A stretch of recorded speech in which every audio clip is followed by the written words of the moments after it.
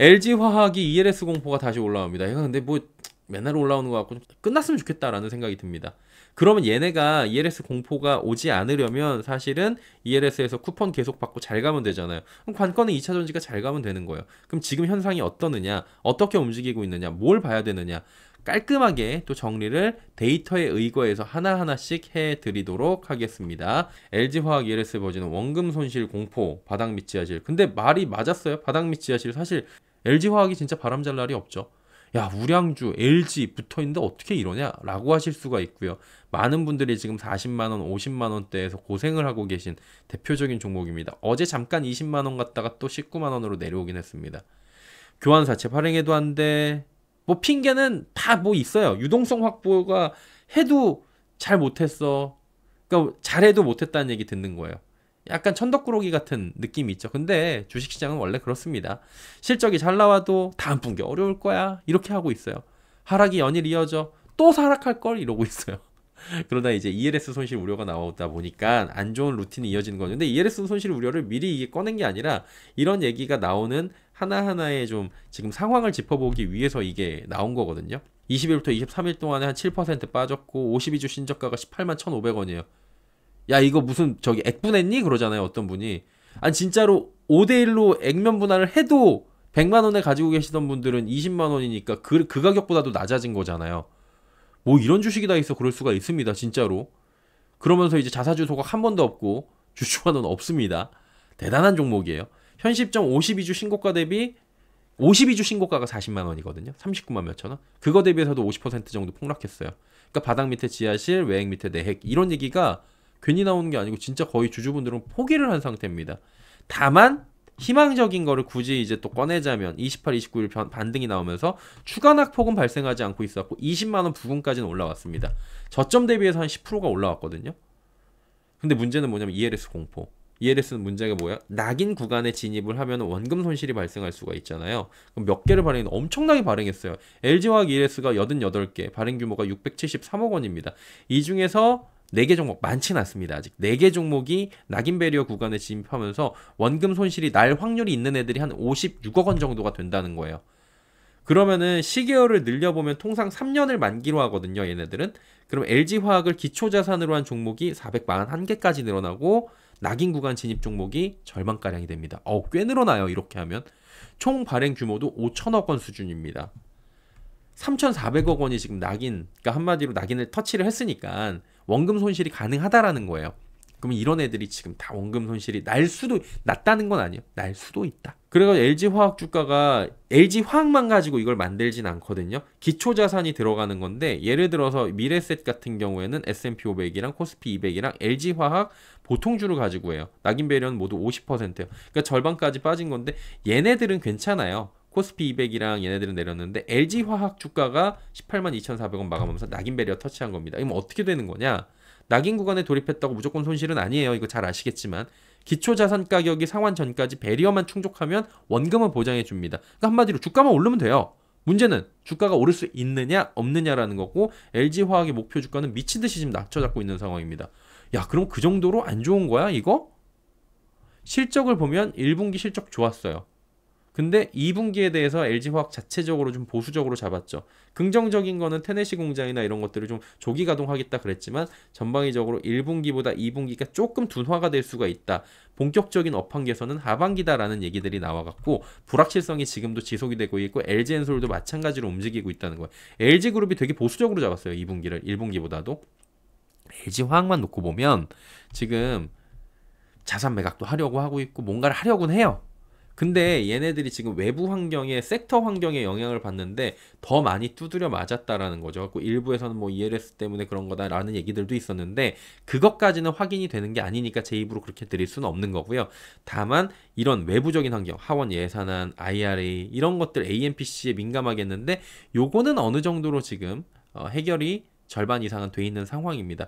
그러면은 업황을 이제 보는 거죠. 하반기 개선 기대감 여전히 유효하다 보고 있어요. 하반기에는 그래도 긍정적인 얘기가 좀 나오는 게 북미 배터리 법인량 출하도 있고 신차들도 좀 나오고 소재 매출도 확대되고 양극재 설비도 증설할 거고 자체 사업 이익도 성장 가능하고 그래서 KB증권도 하반기 내년에 이익 개선을 좀 예상을 했어요. 근거로는 미국의 자동차 신규 등록 1649만 대 중에 BUS MCA 수입이 410만 대인데 상호관세로 가격이 급등하게 된 반면에 지난해 말부터 저가 전기차 출시로 현지에서 배터리 생산하는 한국 기업들은 직간접적인 수혜가 예상된다, 이런 얘기까지 하고 있거든요. 자, 결론적으로 보면 개별 종목 이슈, 관세, IRA 이런 거가 지금 그 다음에 뭐 수급 이슈, 공매도 이슈 이런 것들이 LG화학이 좀 이제 타깃이 돼가지고 약한 애들을 더 때려요. 원래 약한 포인트를 계속 때려갖고 약점을 누르는 거잖아요. 그렇게 해갖고 주가가 눌리고 있던 겁니다. 2분기까지는 좀 등락을 거듭할 것 같다라는 게 중론이고, 추세적 반등은 이후에 좀 지켜봐야 된다는 전망이 일단은 중론입니다. ELS 손실 구간을 터치하는 종목들이 그래서 향후 늘어나지 말란 법은 없어요. 근데 최근 흐름을 보면 다소간의 최악의 구간은 지났다고 볼 수도 있다라는 거고, 그리고 지금 얘네들 누르고 있는 큰 굵직굵직한 돌멩이 같은 것들을 조금 걷어졌다라는 거죠. 다만 이 자리에서 점진적 반등 그리고 업황 기대감대로 하반기 내년 반등 나오면 원금 손실은 좀 많이 줄어들 수 있다라는 그냥 추론을 해볼 수가 있는 거죠. 이와 함께 잠시 봐야 되는 게, 그리고 구체적으로 봐야 되는 게 이 섹터의 업황이에요. 28일 수요일 날 강한 반등이 나왔습니다. 어제도 반등을 이어갔어요. 근데 여전히 좀 불안하시죠? 이게 추세적 반등인지 모르겠죠? 왜냐면은 조금만 오르면 누르려는 움직임이 나오고 있어요. 대표적으로 AMPC는 분명히 결정된 건 지난주인데 지난주에는 그 핑계로 내리다가 갑자기 이번 주에 그 핑계로 올려. 그러니까 뭔가 없어. 기준이 없어요. 다른 것 때문에 오르는데 막 테슬라 때문에 오른다고 그냥 막 갖다 붙이고 막 그러고 있어요. 실제는 그냥 수급으로 움직이고 있는 겁니다.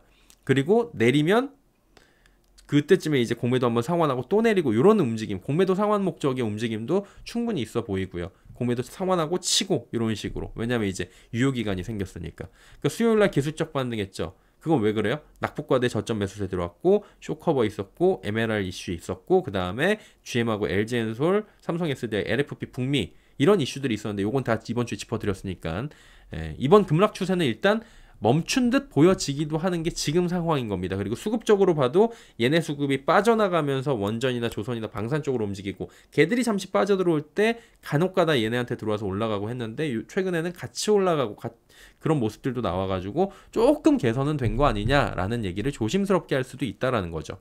바닥을 무조건 잡았다라고 예단하는 건 조금 위험한 것 같아요. 왜냐면은 여러 가지 아직까지도 불확실성이 남아있기 때문이죠. 다만 AMPC 중에서 AMPC 유지 부분이 상당히 고무적이다, 이런 부분들이 있는 거고요. 다만 우리 증시의 특성상 이제 뭐라고 나올 수 있냐면은 가장 중요한 AMPC 불확실성 대두 이렇게 핑계로 눌렀잖아요. 뭐가 다 해결이 돼도 AMPC 불확실성이래 그때는. 근데 상승 국면에서는 AMPC는 한숨 돌렸다 하지만 땡땡이 문제. 자, 여러분 헤드라인 이렇게 뽑혀서 나올 확률 상당히 높습니다. 앞으로 이런 기사가 나올 확률이 상당히 높고요. 그 다음에 며칠 전 기사 가지고 계속 나와가지고 예를 들어서 자금 조달이 어려워갖고 얘들이 이러고 있어요 라고 해갖고 LG화학은 EB가 문제, EB로 자금 조달하고 있고 메자닌 조달하고 있고 CB 발행하고 있고, 얘네들 그 다음에 회사채 발행도 어려워갖고 증자하고 있는데 증자도 막히고 어떻게 하나 이 업계, 이런 얘기가 나올 확률이 여러분 99%입니다. 그렇기 때문에 그런 기사가 과거형이잖아요. 그럼 다음을 보셔야 된다는 거예요. 투자하시는 입장에서 볼 때는.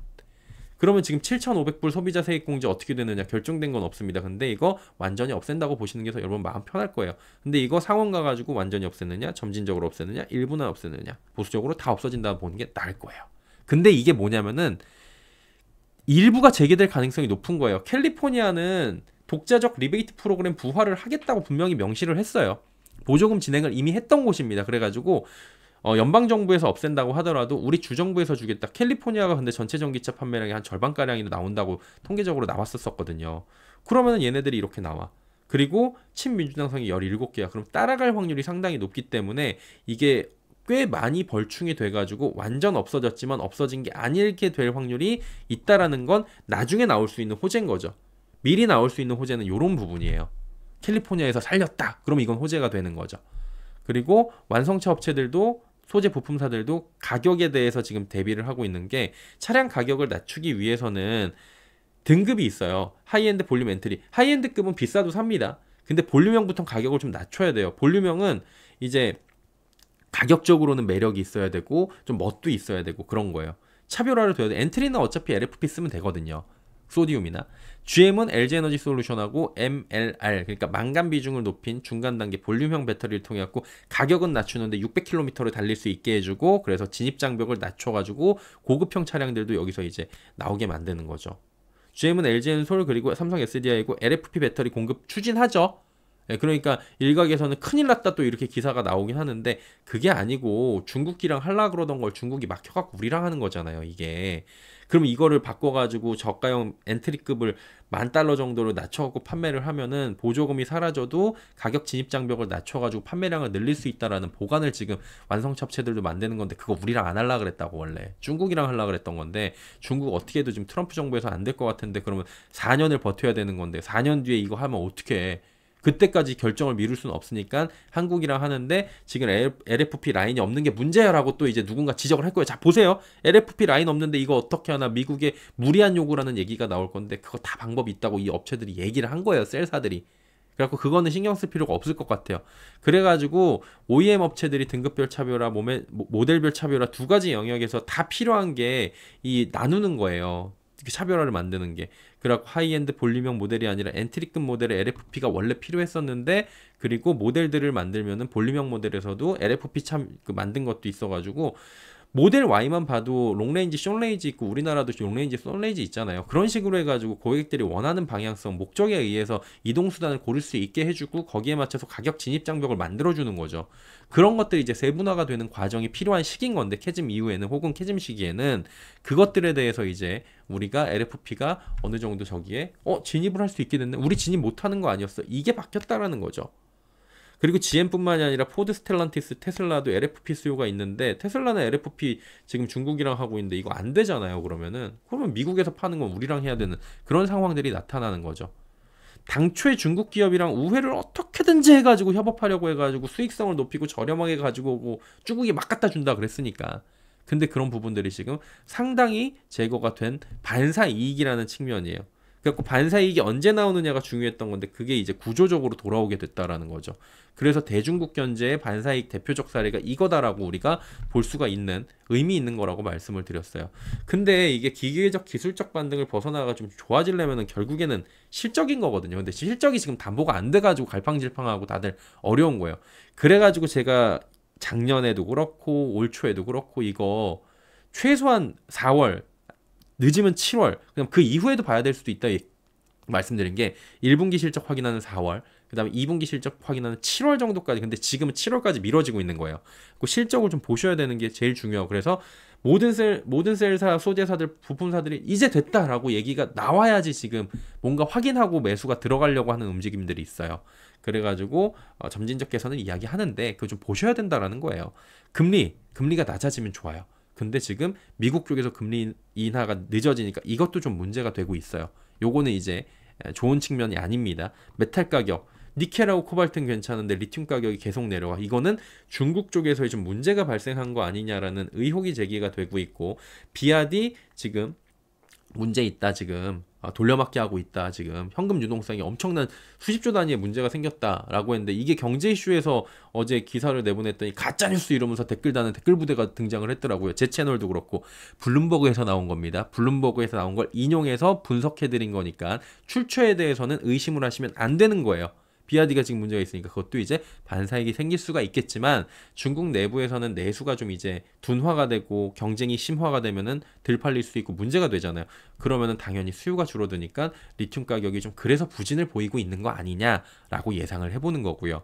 미국의 중국 견제 지속, 그래가지고 이게 반사이익, 요거는 이제 긍정적으로 어떻게 되는지 조금 더 보셔야 되는 거예요. 그리고 이제 IRA의 FEOC 명문화는 긍정적인 요인이다, 뭐 흑연 이런 것들도. 그리고 이제 국내 정책, 이게 중요한데, 한국판 IRA로 불리는 조세특례 제약법 뭐 도입 필요하고 시급한데, 그래갖고 투자세액공제 확대, 뭐 삼자한테 양도 권한들이 필요해. 지금 왜 그러냐면은 혜택이 있어요, 지금도. 근데 법인세가 감면되는데, 법인세라는 건 이익이 내야지 내는 거잖아요. 이익 내는 기업이 없는데 어떻게 법인세를 내? 법인세를 어떻게 깎아줘? 마이너스인데 내지도 않는 거를. 그리고 실질적인 환급 방향으로 좀 달라는 얘기를 하는 거고, 그래서 지금 단독 기사가 해결돼서 나왔던 게 K배터리 정치권에 SOS 쳤다라는 겁니다. 3대 공약 이런 게 있고, 그 다음에 11대 시책을 쭉 얘기했어요. 그 중에서 한국판 IRA 현실화, 재활용 배터리 지원 방안 이런 것들이 현실적으로 좀 절실하다라는 것들이 지금 우리가 체크를 해봐야 되는 포인트예요. 무엇보다 지금은 큰 고비는 좀 넘긴 것으로, 큰 고비가 뭐였어요? 사실은 미국의 정책 변화였는데 그 부분에 대한 불확실성이 많이 제거가 됐고 중국 쪽에 대해서도 CATL이 상장을 홍콩에서 했는데 하고 나서 오히려 주가가 떨어지고 있고 비아디의 문제가 나오고 있고 이런 부분들은 대외적인 변수로 봤을 때, 글로벌리한 변수로 봤을 때는 상당히 그래도 가장 어려운 구간은 지나갔다라고 볼 수 있는 게 객관적으로 맞아요. 근데 이게 그거 지났다고 했고 매력적인 게 아니라 더 매력적으로 오기 위해서는 조금 전에 말씀드린 측면들이 좀 개선이 돼야 된다는 그런 방향성이 필요하다는 거죠. 그러면 수급이 들어오겠죠. 요 며칠 수급이 들어오고 있는데 전반적인 상황을 볼 때 크진 않아요. 그리고 단기적인 좀 매수세인 성향이 강할 수가 있었고 요건 좀 지켜봐야 될 것 같습니다. 오히려 기타 주도주 상승 국면 발생 시 수급을 빼앗기고 이탈되는 모습이 종종 나타났었는데 요런 모습이 약화되고 있고 그 모습이 사라지는 것들을 체크를 하셔야 된다는 거죠. 뭔 얘기인지 아셨죠? 주도주한테 수급 뺏기는 것들이 좀 사라지고 있는 그런 모습들을 체크를 하셔야 되고요. 그래서 중장기적인 메이저의 수급 이동이 좀 필요하다는 겁니다. 자, 그래가지고 그래야 공매도가 줄어들고 갚아야 하는 필요성이 늘어나고 주가도 힘을 받을 수가 있다라는 얘기들이 나올 수 있는 거죠. 결론적으로는 뭐예요? 최악의 바닥 국면을 벗어나려는 움직임이 나오고 있다라는 거예요. 그 흐름에 지금 딱 바닥에서 이제 뛰려고 하는 그런 움직임 정도의 자리에 있다라고 보시면 되고요. 이 상황에서 업황보다 주가가 선행하는 국면인지를 체크하고 확인할 수 있어야 되는 건데 그 국면이 확인이 되는 건 뭐냐면은 지금 상승을 하잖아요. 잠깐 상승하고 횡보한 다음에 조금 상승을 해요. 그래서 털어냅니다, 한번. 그리고 업황 턴어라운드라는 게 얘기가 나오는 시점에서 수급이 유입되면서 확 올라가는데 그땐 개인들은 따라붙지 못합니다. 왜냐하면 저점 대비해서 보면 그때는 꽤 주가가 올라가 있기 때문에 2023년도 4월 SK하이닉스 차트를 보면은 아마 공부가 되실 거니까 그 부분을 참고를 하시면 돼요. 이러한 패턴이 나오는지 여러분께서는 확인을 하시면 좋을 것 같다라는 말씀을 드리도록 하겠습니다. 이번 증시가 고점을 뚫고 나가잖아요. 지금 2700 뚫었잖아요. 특징은 소외받았던 업종들이 반등을 하는 겁니다, 여러분. 대표적으로 2차전지, 주류, 지주사 이런 애들이 올라가고 있어요. 개인적으로는 지금부터 개인적인 말씀을 드리겠습니다. 개인적으로는 오부 최악은 조금 이제 벗어나려는 움직임이 나왔고 좀 이제 벗어나려고 하지 않나. 더 이상 얘네들을 때려 부실 만한 최악의 재료들은 없는 거 아닌가라는 생각이 들긴 합니다. 물론 이제 나올 수 있죠. 최악의 것들은 제 입으로는 하진 않겠습니다. 그래서 외국인 수급이 지금 들어오고 있긴 한데 지속적으로 들어오고 얘네들이 들어오는 과정에서 공매도 쇼커버가 아니라 조금씩 더 세게 들어오는 메이저 수급들이 들어오는지 확인할 필요가 있고요. 추세 반등 패턴들이 조금 전에 말씀드린 그런 패턴들이 만들어지는지 보시면서 각자 사정에 맞게 대응을 하시면 지금은 되는 자리가 아닐까라고 말씀을 드리면서 오늘은 마무리를 하도록 하겠습니다.